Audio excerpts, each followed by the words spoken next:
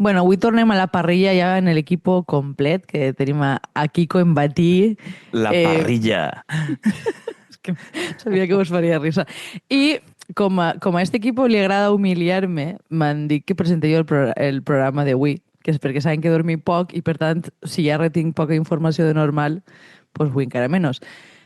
Suposo que no és sorpresa per a ningú que parlem de la intel·ligència xina, en este cas, del nou experiment que han fet, que és d'intel·ligència artificial, que és el DeepSeek, si no m'equivoque, Mm? que, bueno, que ha deixat a la intel·ligència artificial americana com em deixa este programa a mi cada volta que he de presentar. És a dir, els ha deixat en la merda. Mm. I bueno, bàsicament, o sea, estaria guai que avui respongueren una miqueta algunes preguntes sobre com funciona i quina és la diferència en la dels Estats Units. Jo bàsicament el que entenc, i així ara me completeu i això, és que és una intel·ligència artificial que en la que està molt present els diners públics. És a dir, vull dir que si no ho ha entès malament, en compte de donar-li pasta indiscriminadament a empreses Mission Multisaurio, o sigui, és que estic en este plan, saps? Multisaurio. Volia dir Multisaurio. Hòstia, multinacionals, però guapíssim. no parava d'imaginar-me un dinosauri i Han crec descobert que... un multisaurio en Washington, DC, de l'època... Però bueno. És raro que en els primers 5 minuts tinguem ja el nom i hi ha multisaurio, ok. Bueno. Hòstia, em pareix boníssim, Bueno, que això, que la idea és una miqueta donar diners a canvi de la millor oferta, que pareix com una versió intel·ligent de lo que és ordenar el mercat, no? Però això és el que he entès jo. Ara, Kiko ja està fent-me carasses, suposa que ara, des de la seva posició de batí, intervindrà i corregirà i mos donarà lliçons a tots, que és el que més li agrada en este La món. posició de Hugh Hefner intel·lectual. Exactament, sí. No, a veure, Juan, tu Juan, No. Juan em vas enviar un vídeo l'altre dia que t'havies mirat, que estava Sí. prou bé. Sí, l'home este... Lo tenéis en la bio. Gustavo Entrala es diu, que bueno, és un home que es veu que fa consultoria d'empreses i pues, explica un poc el tema de DeepSeek. A mi, en veritat, trobo que aquest programa mos dona per a fer xistes molt roïns en els noms de les empreses, etc que ja va començar en un xiste involuntari per part d'Andrea dient Asus òrdenes, o sigui, parlant de tecnològiques, Andrea ja va començar així, no? No vaig fer órdenes. apostes com No, podeu... va ser, a mi m'ha pareix magnífic, és com aprovació total i diu, ho he fet involuntàriament. Dic, pues, Com sempre. boníssim.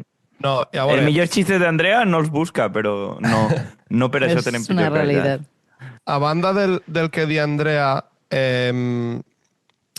crec que per a mi la diferència més important, per exemple, de DeepSeek respecte a ChatGPT és l'ús de l'energia, que no sé si és avançar molt, però a mi la sensació que la sensació que he tingut i per lo que he vist és principalment pues, que com es pot executar en local en una potència molt menor, diguem que pues, ahir necessitaríem un ús d'energia molt menor, no necessites anar a tenir superordinadors o aquest tipus de centres i sobretot l'altra explicació, que suposo que entrarem un poc més, que és la de funcionar com una espècie de, trobo que li ho dia Kiko l'altre dia, d'intel·ligència, ui, de ment colmena, no? De dir, vale, estem en diferents punts Com este i programa. com este programa tal qual, perquè al final great minds always. Tinc cavalls, sí. I res, a veure, jo trobo que és una... Pues ara entraré un poc més, però trobo que és una gran ceba de Xina cap a totes les restriccions dels Estats Units i cap a tota la penya que pensava que Xina anava 5 anys per darrere, no? I res, Kiko, si vols ja... Pensaven que No, anava jo- més de 5 anys per Kikosplaining. darrere, però... Jo volia, antes de que intervinga el maestro, volia dir un burrera avui. No pot puc estar evitar. malalt 2 setmanes perquè li prenim el poder i ja no n'hi ha Sí, respecte, mos hem No pot crescut. ser. Bueno, n'hi havia dues coses que m'havien cridat l'atenció perquè l'altre dia, ahir, anant a la muntanya, justament vaig posar a punt i estava entrevistant a un experto A la sobre el muntanya tema. vas posar a punt? No, I que està bé la cobertura. Sí. anant a replegar a la nostra amiga en comú per anar a la Andrea- muntanya, vull dir-te. No n'hi ha Andrea una fa una muntanya... Andrea fa una setmana, hem de tancar a punt. Andrea, always, una setmana després, anant a la muntanya... Bueno, a m'he punt, posat a veure què diu a A veure, punt. he vist en comentaris que la gent mos pren molt en sèrio quan diem aquestes coses i jo després en sabria mal. Però bueno, si em tornen a preguntar, torno a dir el mateix, que tanqui a punt. Bueno, no vull despistar-me. Estàvem entrevistant a un expert... Bueno, n'hi ha una cosa que està graciosa, que és que acusen a DeepSeek de fer exactament el mateix que ha fet ChatGPT, que és utilitzar sense permís informació d'altres. I l'altra que diuen era com, no, però és que Xina no té protocols de protecció de dades. Dius, que els tenen sí que els han respectat. O sigui, esta idea de Xina com a el villano, com si les multinacionals no hagueren fet exactament el mateix, m'havia fet gràcia. I ara ja està. I tot el que tenia que dir avui ja ho he dit. No, sí, bueno, això també és una cosa que ho han vist, que ho veig als Estats Units pues, encara, no? Però a Europa, com que cuidao, van a robar-te les dades i no sé quantos. Crec que és una cosa que hem parlat en altres programes. Posar-te que algú em furta les dades i m'espie, almenys és algú que no comparteix informació amb el meu govern. Vull I dir, sobretot que és el partido. A banda de que són si les meves comunistes. dades han d'anar a algun lloc, és al partido, El Partido Comunista de Xina, el camarada Xi Jinping. Mira, de Però fet, què? se m'ha oblidat que aquesta és la presentació que volia fer, vull dir-te. Este és un programa patrocinat pel govern. No, va, xinès. a mi se m'ha dit voltes, vull dir, després de quan vaig presentar la cosa esta de la tesis en el Congrés de Periodisme de Guillermo López també gran amigo d'este programa, va insistir que demanem diners a Xina, saps? I va dir, no sé què, la intervenció que has fet, que pague Xina, no? Vull dir que realment som uns tontos, al final. Soros no ha pagat, però a veure si Xina s'anima a pagar algo d'això. Jo no sé tampoc la gent que Xina escolta... Pagate Una també podria ser un nom de programa. Xina Pagate Una, joder, una no, tenen reserves per pagar diners, arròs en bogavante i no sé què, una només... Què? Xina només una en el terra, ¿no? Menudos rates, colega. Al menos que s'enrotllen un poquet, figatellets, braves, tal. Una paelleta. Jo tampoc sé, l'oient mitjà, vull dir, suposo que ja s'haurà enterat, diguem, per tierra, mar i Twitter de tot el que ha passat, no? Perquè així tots els postos, lo bé que ha anat, els perills i tota la pesca.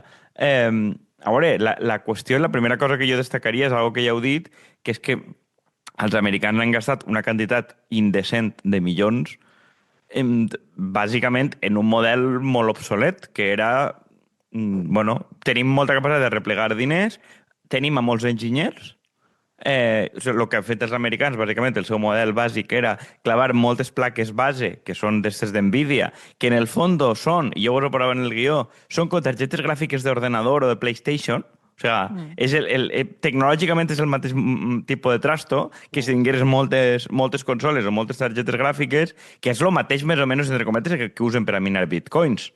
Sí, de fet, anava a dir això, que si els últims anys heu volgut comprar-vos una targeta gràfica, haureu notat que els preus estaven inflaíssims.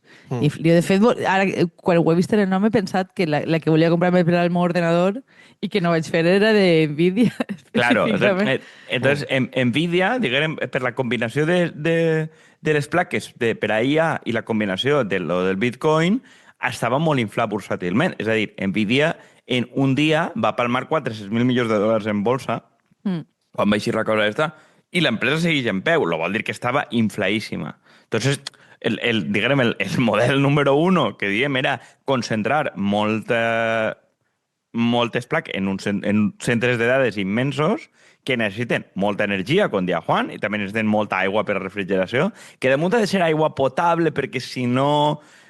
no sé què, que és com dir, hòstia, no sé com se ho arreglen per a dir, si no cremem més recursos, no estem a gust, no? Però és que vull dir-te, al final, o sea, jo recorde, quan treballava a la universitat, una de les teories que manejava la Unió Europea era que la tecnologia funciona o sigui, els avanços tecnològics funcionen una miqueta com mercat monopolístic, no? Vull dir, tu generes una cosa que és mínimament innovadora i, per tant, vius de rendes fins a que et quedes absolutament desfasat. Però que jo penso que és una cosa que li ha passat a Google, etc. Vull dir, totes les coses que han anat fent a posteriori, per exemple, són compres, que això també ho posaves tu en el guió, no han innovat res, però vull dir que generalment tu acabes gastant molta pasta sense fer res. I bueno, me'n fa risa perquè jo anava a escriure't en el guió, això ja ho va dir Richie i efectivament tu també ho havies posat a posteriori. Sí, a veure, aquí n'hi ha, o sea, ahí n'hi ha diverses coses. O sea, jo primer volia parlar de, o sea, la qüestió de centres de dades, que s'ha parlat prou, que bàsicament és un espai especulatiu, vull dir, va de comprar terreno, posar moltes màquines juntes, xuplar gran quantitat de recursos, no genera apenas llocs de treball, i de fet, esta setmana justament anava a dir-te que Begoña Viñacís... Han elegit a Begoña Viñacís presidenta de la patronal espanyola de centres de dades, que és com... Crec que... No sé si tindrem intel·ligència artificial o pas de dades, però tindrem a la directora més guapa de tota la nostra intel·ligència ja artificial és Begoña Villacís. Sí, però és que crec que el sector tria Begoña Villacís t'està dient exactament què és el sector de centres de dades, vull dir, a Espanya i fora d'Espanya. Vull dir que és... Bueno, ella ha treballat mai en algo que no siga especulatiu. Exactament, és una pava que a l'immobiliari. Exactament, la seva família controla desenes de pisos i ara es dedica a centres de dades. O sigui, per a que la gent entenga, el model Nvidia, OpenAI, Amazon, que també té centres de dades, és l'equivalent de Begoña Villacís. O sigui, és un entorn especulatiu que no es basa en la productivitat, sinó que es basa en això, economies de localització, concentrar molt. I després, l'altra cosa que havia fet, diguem, OpenAI i tots els models d'intel·ligència artificial, que, o sigui, Google i tal també estan fent el seu, era, a banda de recaudar molts diners, a banda de posar molts processadors junts, tindre molt de treballador fent-ho, o sigui, validant el model com si foren monos, o sigui, en una nau industrial. O sigui, mirant a mà i controlant i no sé què, no sé quant. És que és com dir, vale, pues tenim molts diners, què anem a fer? Contratem a gent perquè estiga seleccionant intel·ligència artificial. De fet, Albert, també amigo d'esta casa, em contava que era ahir, que ell va treballar en 2018 i 2019 entrenant una IA que era marcant puntets a mà de com anava a moure's una cosa determinada. Vull dir que era gent a qui li pagaven per estar en un centre de dades a mà entrenant a una IA i tal. Vull dir que és com ha funcionat el sector de IA fins ara, és posar a persones, això, en un sistema immensament poc eficient, a controlar la màquina i diuen, no, és que la IA xina està censurada perquè no parla de Tiananmen. Prova de preguntar-li qualsevol cosa que consideri que és violent, que no li agrada, que té contingut sexual. Vull dir que això serà que proven a preguntar-li per Palestina, per exemple. Per Palestina, també. No, i que, era com, si li preguntes si la gent d'Israel té dret a una vida digna, diu que sí, i si li preguntes que són palestins, no, això és polític, una cosa per l'estil. I també baixa DeepSeek i executa en local i veuràs que no té cap filtro. Igual que pas, vull dir que és una cosa que pots fer que no OpenAI en ChatGPT, per exemple, necessitaries una barbaritat de recursos per poder fer-ho. Vull dir que tu tens accés a aquesta intel·ligència artificial sense aquest tipus de barreres si l'executes en local, que és un dels grans avanços. Jo únicament volia comentar de lo que estàs dient tu, Quico. Expliqueu una miqueta per a públic no especialitzat, que igual sí que he tocat alguna volta ChatGPT, què significa executar-ho en local, perquè igual no ho estan entenent. Juan, expliqueu. Vale, pues, bàsicament és que tu quan utilitzes el ChatGPT, el que utilitzem tots, és la interfaz o la API que va mitjançant el núvol i que està en tots els filtros de que té OpenAI, etc. Lo mateix per a DeepSeek. I l'altre diríem que és com si tu baixares, igual és molt simple, ¿vale? Però és com jo ho entenc, és com si tu baixares aquest software i tu l'executes en local, que necessitaràs un espai, en el teu ordinador, CPU, bàsicament. En el teu ordinador, exacte. Necessites un espai, etc per a poder executar-la i tindre-la com si fos un programa teu, per entendre-nos així molt fàcilment. I quan tu la pots executar ahí, no té tots els filtros que, per exemple, sí que té la API que controla, en aquest cas, el govern xinès o en el tema de ChatGPT o OpenAI. Però jo, respecte a lo que deia Quico, després d'esta breve Juan explaining, és que està clar que Estats Units ha recorregut... Perdó, Xina s'ha aprofitat d'un camí que ha recorregut Estats Units a lo bruto, vull dir, per dir-ho d'una forma, no? Perquè al final ells han agarrat molt de coneixement que també tenien ja d'OpenAI i ho han analitzat i per això han pogut innovar, que també d'això es basa la innovació, de no recórrer tots el mateix camí, sinó aprofitar el que altres han fet i pegar-li una volta més. Però en això que just comentaves de tota la gent que han tingut treballant, m'ha donat la sensació que és com a que a nivell global s'ha pegat la volta a la tortilla com, vale, Xina és la que té un aparato molt rígid i molt difícil d'innovar, diguem, en el passat, no? Aquesta imatge que es tenia. Xina és un país molt rígid, molt difícil d'innovar, que posa molts de recursos, és molt ineficient, però com té molta gent treballant, acaben aplegant, i en canvi als Estats Units és la intel·ligència i l'avanç, etc. I em dóna la sensació que en això de la intel·ligència artificial s'ha pegat la volta, Estats Units com a que estaven molt confiats i sobretot que han utilitzat com un model burocràtic que utilitzaria Xina en el passat, no? D'agarrar moltíssima gent, posar-la a picar dades, a programar, etc. I Xina ha anat a lo contrari, no? De fet, crec que és una reflexió molt bona perquè no només és recent, és a dir, Sí. Si tu agarres tota la literatura econòmica del segle XVIII i XIX, n'hi ha una cosa que és dient el mode de producció asiàtic, que és una cosa que avui en dia es llegeix com un trasfondo molt racista, que el mode de producció asiàtic és tinc tanta mà d'obra que no vaig a invertir una merda en productivitat perquè sempre puc incrementar el tipus de la gent que està treballant en l'empresa, no? I és com dir, bueno, com que originalment, si mos recordem, el que feia Occident és porcellana de pitjor qualitat, tela de pitjor qualitat, simplement que la feia una màquina. I originalment era pitjor que la Xina. Era prou pitjor que tot el que es feia en Àsia. El tema és que vam, entre cometes, començar a produir més barat, més massivament, i després, evidentment, vas invadir Xina i Japó i companyia fins que feren el que tu volies. Però vull dir que originalment ells tenien un model molt basat en la incorporació massiva de mà d'obra, diguem, per una productivitat del treball, però no mecanitzar, mentre que, vull dir, Occident tenia menys mà d'obra i va tindre que usar això. Ara, justament, conforme dius, crec que és molt important que això s'ha invertit.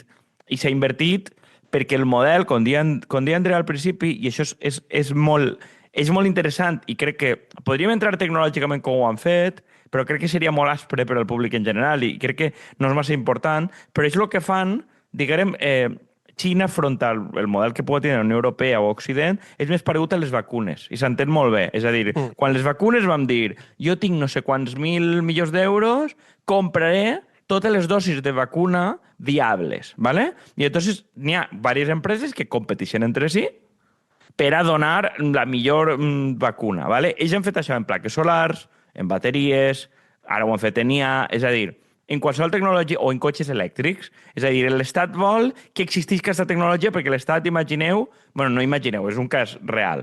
Vull reduir la contaminació, ¿vale? Si vull reduir la contaminació, hauré d'invertir pues, en carrils bici, en una sèrie de coses. Entonces, claro, entonces diguem, les empreses competeixen de forma salvatge entre si per donar la solució i l'Estat compra moltes voltes diguem, l'accés a la patent o el que siga.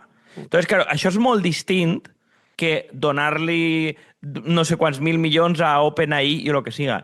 I és molt distint per un tema que en realitat, i això ho hem parlat a voltes, la innovació funciona per error. És a dir, funciona provant moltes voltes a algo, apareix per error. Vull dir, tu no tens cap garantia que algo funcione. Entonces, claro, si tu tens... I per una mancança de xips, en aquest cas, etc. Pensa que n'hi ha dues coses, Quico. No sols és que funcione per error, és que tu, com a institució política, tens més o menys clara quina direcció vols que tinga la tecnologia, perquè tu no dones diners a dotjos sense criteri, sinó dius, jo vull que aconseguim aquestes coses.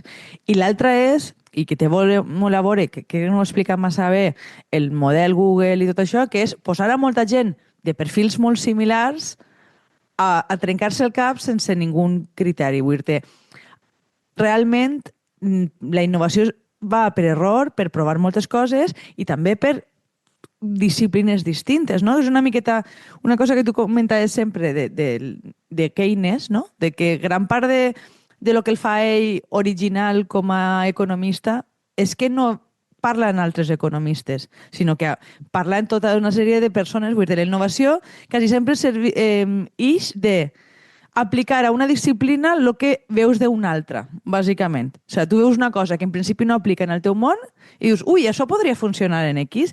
I això només ho pots fer si t'exposes a coses distintes. Vull dir, si esteu fent tots fent el mateix, vull dir, hi haurà coses que es podran millorar, òbviament, però més o menys tu seguiràs el carrilet de lo Però que això, ja està fet fins ara. Això és cert, però al final, tot això és cert, però al final el decisiu és que encara que la gent, o sigui, la gent podria tendir a pensar de és millor tindre una idea i apostem tots els recursos a fer aquesta idea bé, diguem, i per tant concentrem, que la idea d'economies d'escala. No? Una empresa més gran ho farà millor que una menuda. ¿vale? Vull dir, això és una idea que és com molt intuïtiva.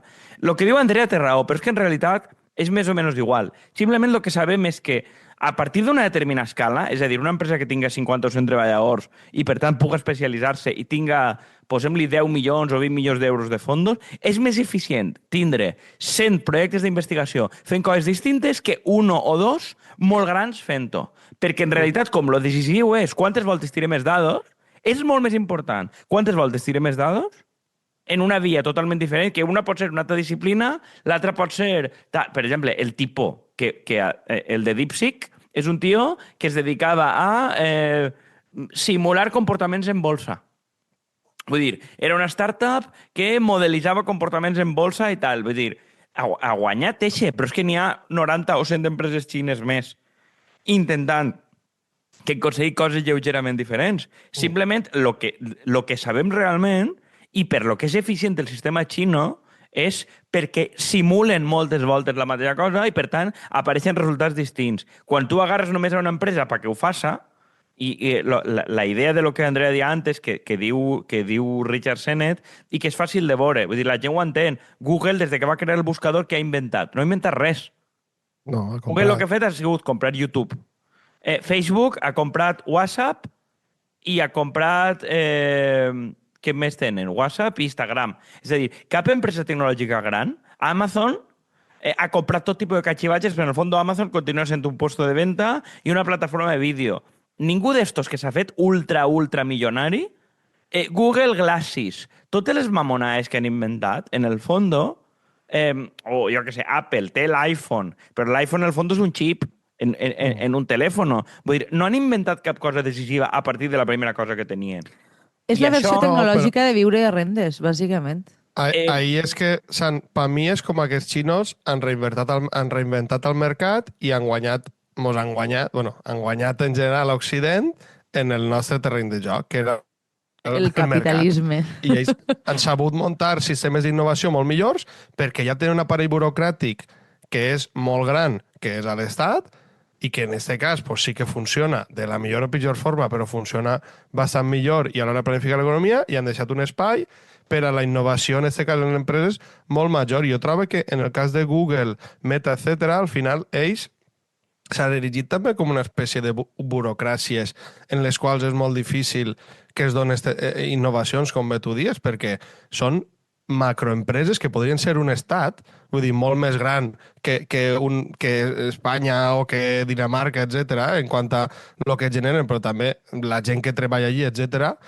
I jo penso que també aquesta rigidesa és molt difícil que entre res i també se mos ha pujat al cap el rotllo ese, no sé si ho comentaves tu en Sennett o no sé què en el guió, de per posar un espai on el meu treballador treballa en el seu temps lliure, en la seva startup, empresa, i un espai diàfano, on taules de ping-pong, no sé què, mos pensem que estem fent innovació, i possiblement va d'incentius a gent que sí que està treballant en això, més que en aquestes tonteries. Bueno, realment el que vol dir, això és una cita del llibre de Construir Habitar, de Richard Sennett, que bàsicament el que està dient és que tota la cultura de Google està basada en evitar el conflicte i el bloqueig. Claro. És a dir, anem a però no pares de fer altres coses. Vull dir, no t'enfrontes al d'això, però tampoc descanses. Per tant, tampoc és un... En el teu temps lliure has de muntar una startup perquè Google te la compra i fer-te multimilionari. Però, jo què sé. O sigui, la idea del fragment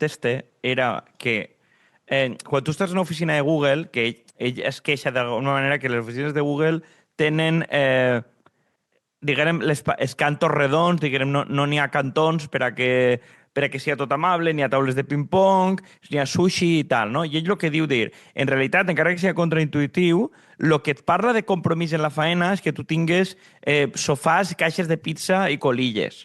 Perquè t'està dient que realment quan tu desenvolupes algo, la cosa que sigui complexa, en qualsevol ofici, tu necessites temps per a parar i pensar. I la idea clau d'ahir és que el desenvolupament d'una cosa no és lineal. Tu no estàs sempre... Tu, linealment, tu no pares de millorar... Algo existent, tu no pares de millorar-lo tot el rato, ¿vale? Perquè és com, són millores. Però si tu tens que fer un salt, tens que parar i tens que estar molt de temps pensant sense fer res concret, superant el bloqueig. I la idea més important d'això és que si ens fixem en una empresa on tu tens 300 jefes, que l'única feina que tenen, que no tenen una feina real, és vigilar-te, ells no van a permetre que això passe. Vigilar-te i invertir-se en nous temes per poder vigilar-te millor. Clar, però és que tu no vas a permetre que un treballador teu estiga 2-3 mesos sense produir res. Perquè probablement el que necessiten un equip de 50-100 persones, que Google pot pagar milers de treballadors perquè estiguin tocant-se la fava, però no va permetre-ho, perquè n'hi ha 3 directius verdal que tenen que justificar que estan fent alguna cosa que en la pràctica, si veiem el que passa, no produeixen res, simplement milloren processos que... I si fem unes ulleres en xip de Google? Això no és una innovació. Vull dir, això és una gilipollà. I jo és un tema que dona per a molt més, però per tancar la idea, Espanya no funciona gens diferent. És a dir, el secret pel qual el sistema basco d'innovació funciona és que ells tenen un sistema molt més paregut al xino flexible, que quan es den una innovació tecnològica concreta, la demanen a diferents empreses i testen coses. Mentre que el resto d'Espanya el que fa és demanar-ho a una universitat i donar-li tots els diners a la universitat i la universitat no té cap incentiu competitiu a fer res. I si algú no em creu, que mire els vots que van fer les universitats valencianes per encàrrec de Ximo Puig com a IA, és una puta vergonya. O sigui, és una estafa rere altra. Vull dir, que tu agarres diners públics, dones a la universitat agarra becaris, n'hi ha tot tipus de carquillos que no saben programar, vivint del cuento, i entregues una bonyiga a un cargo sociata que diu, ok, així és com funciona Occident. Vull dir, tu tens que mantindre 99 directius i uno que programa. I a Xina, pues, és despietat. N'hi ha 99 programadors. I tindre els drons per a vigilar les platges. I fer-hi un congrés de drons. Pues de puta mare. És que, Quico, és que no valores la innovació de veres. Jo em quedaria en la idea de que si Xina guanya és per la forma de treballar i no tant, ni pels diners ni tal. És per un tema d'organització, que es pot aprendre moltíssimes coses. Però és que jo penso que per mi la conclusió és l'administració i les entitats burocràtiques, si per a alguna no estan fetes, és per a elements innovadors, principalment, sinó per a donar seguretat. En aquest cas, seguretat jurídica, seguretat social, etc, perquè sempre estan, funcionen lento, però sempre estan ahí quan es fa falta o el que siga. Però, òbviament, si per algo està al mercat, sempre ha sigut per aquestes coses. Vull dir, és que les grans innovacions històricament s'han donat on s'han donat. No s'han donat dins d'un despatx del tècnic d'Hisenda. Vull dir, és que lo siento mucho. A lo millor poden canviar algun tipus de processos, però ha sigut o en organitzacions socials o en organitzacions empresarials on siga. Vull dir, és que...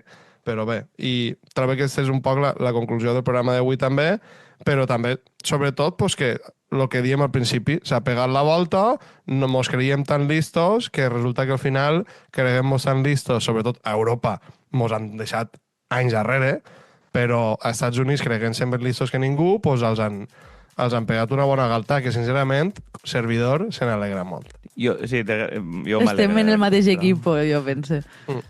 I bueno, un altre capítol defensant les meravelles xines ja... Exactament, sí. Ara seguirem buscant patrocini. En Estats Units regna la envidia. Envidia cochina, sí. Envidia cochina també és un nom meravellós. Però ja està molt gastat en Blusca, ja. Envidia cochina. Vale, pues ho deixem així. Fins a la pròxima. Adeu. Adeu.